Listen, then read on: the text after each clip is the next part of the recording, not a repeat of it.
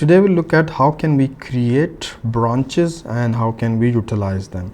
So it's really simple. Git branch and whatever the name of the branch could be. So most of the time it is some name like login feature. So we have created a branch.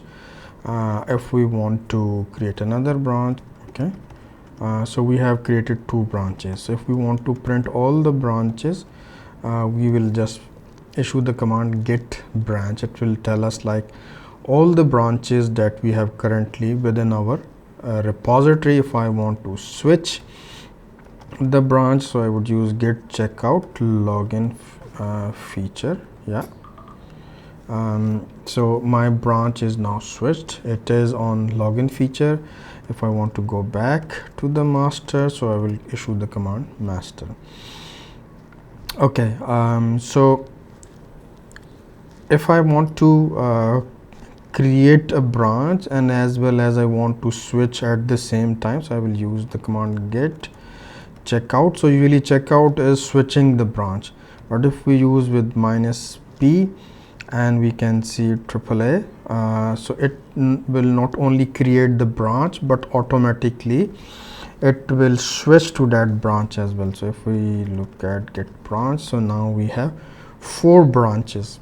Okay, what if we want to delete a certain branch? So let's try to delete this A branch. So git branch -- delete and let's issue AAA. So let's say cannot delete branch A because we are already on this branch, so we have to first switch the branch. So to switch the branch, we have to go to the master, let's say, and now we can issue the command. So we can see here our branch is deleted. So git branch will tell us there is no A. Let's delete yeah, login feature. We can see here git branch. So login feature is deleted.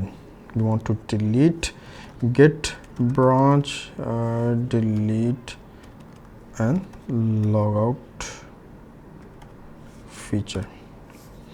If we look at git branch, so now we have only master and we cannot delete the branch